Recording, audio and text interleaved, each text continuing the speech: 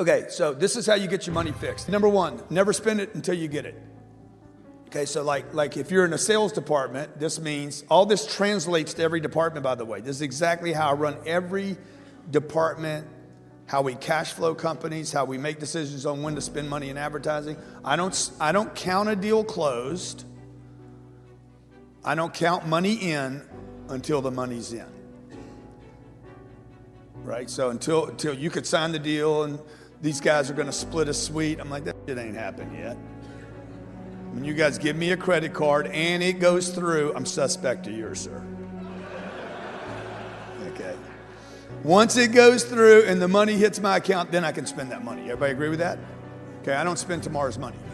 Number two, 40% rule. If you could do this 40% rule that most people just completely don't get.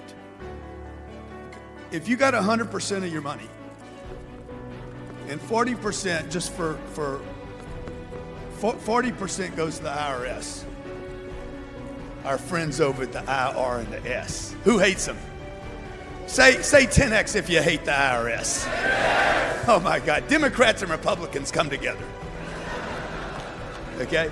40%, man, if you'll pay them 40%, you should at least pay you 40%. Everybody agree?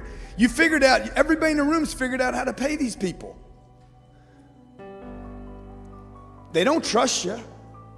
That's why they take it out of the check before you can get the check. The law says, I have to withhold from you. They don't trust you, man.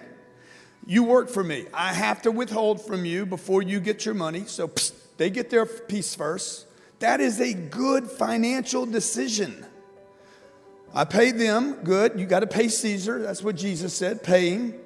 Okay, and then what? Then you pay you, okay? And then you live on this. And this is where it becomes difficult. You live on the 20. And you do not change your standard of living until the 20 changes. So I don't rent the Lamborghini. Where's Cody at? Who came up in a Lamborghini the other day at my place? Where's the T? Dude, that's stupid, man. Like, what are you doing? What are you doing, man? What are you doing? Okay, like it's no big deal. It's just $1,700. But you know what it says to me? Hey, I'm not disciplined with my money. I'm just saying. Like, you got to be disciplined with money. If you cheat on your money, it will cheat on you.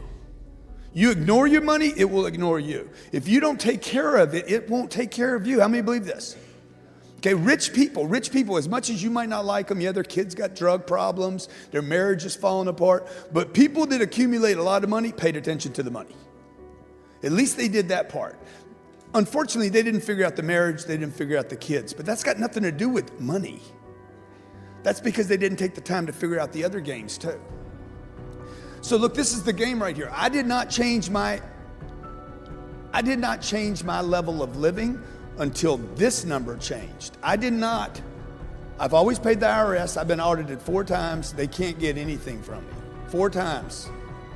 I think they got $1,500 from me on one of the audits. They'll always get something. I mean, you just throw them something. Here. Fetch. Okay? Because they got to have something. The guy's got to go back and say, look what I got. I mean, you wasted your time. 3 of them, they got nothing. Okay?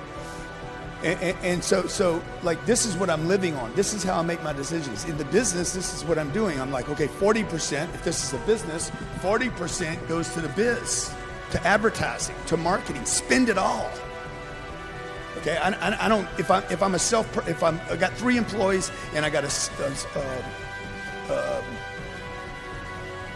a business that the money's coming in, it's just running to me, okay? I'm not keeping that for me to live on. I'm keeping that for the business to live on. Feed the business, feed the beast. How many of you read the book, Be Obsessed or Be Average?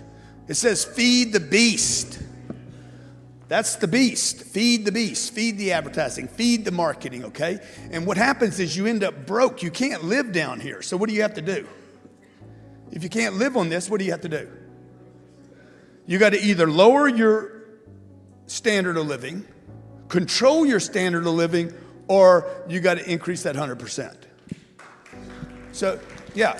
So you're not out buying Richard Mille watches and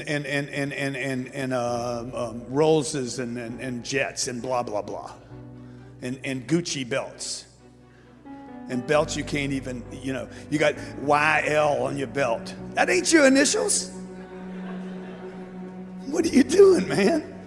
Right? And you're not faking me out. It's not like you're gonna fake. It's not like you're tricking somebody with your Gucci shoes. No, everybody, it's not going to get you a meeting. Everybody agree with that? It's just not going to get you anything. Oh, man, you look really good. Yeah, so what? What you got to say? What's your product? What's your offer? How's it solve my problem? That's all I really care about at the end of the day. Okay, number 3. If you can't write it off, this is just a great principle. If you can't write it off, don't buy it. So these are screens. They're little filters, right?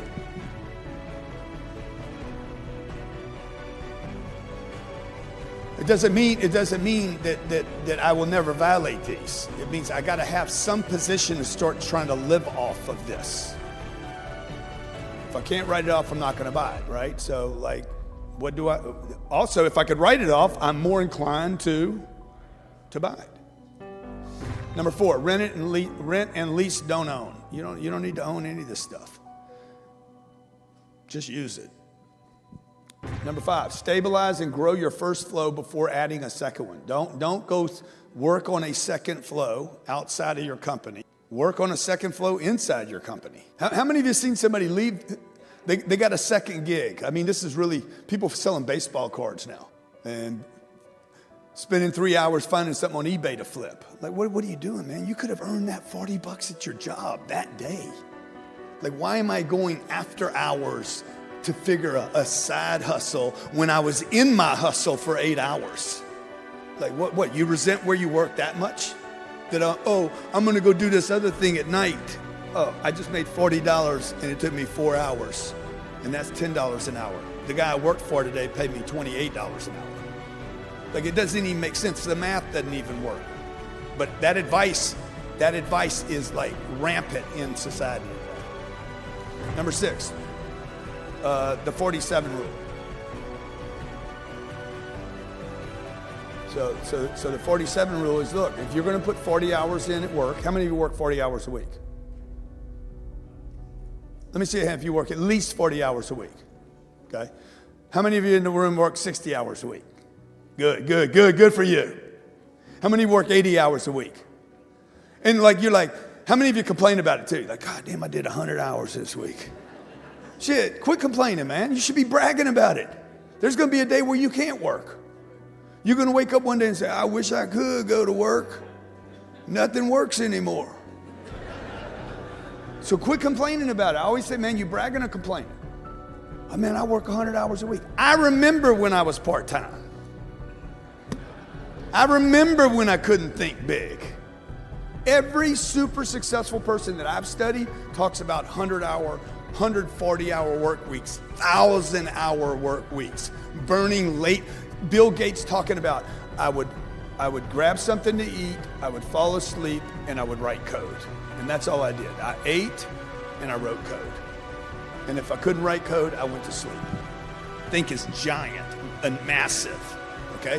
When China was ripping Bill Gates off at Microsoft, okay, he says, hey, China's stealing Microsoft,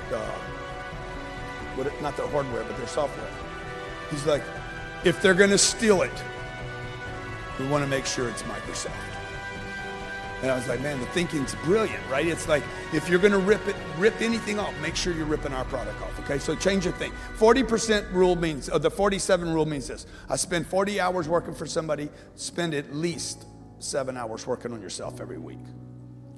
Hour a day. I mean, what is that? I'm gonna read, okay? All these guys talk about reading books. Warren Buffett talks about reading 3 and 4 hours a day. Read. They got guys actually saying they don't read anything, bragging about it. I never read. I've never read anything.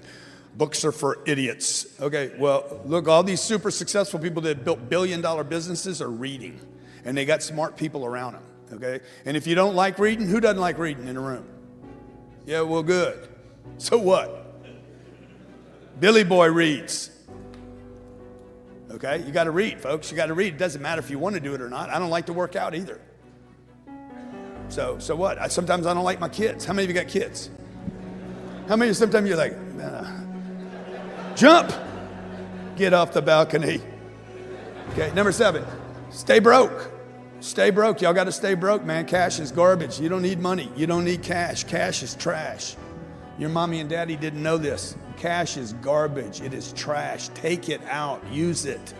It is worthless until it is put to work. Okay? Listen to me. Money is worthless until it is put to work. Money is useless until it is used. It's a piece of paper. Okay? It's got God on it. Look how they tricked us. Let's put God on there, man. Okay, we'll put Ben Franklin. It wasn't God's idea to have his name on a piece of paper. Everybody agree with that? That's a pitch. Come on, man. Put Ben Franklin on this. Right? He's the president. Okay? Like he ain't my president. He dead.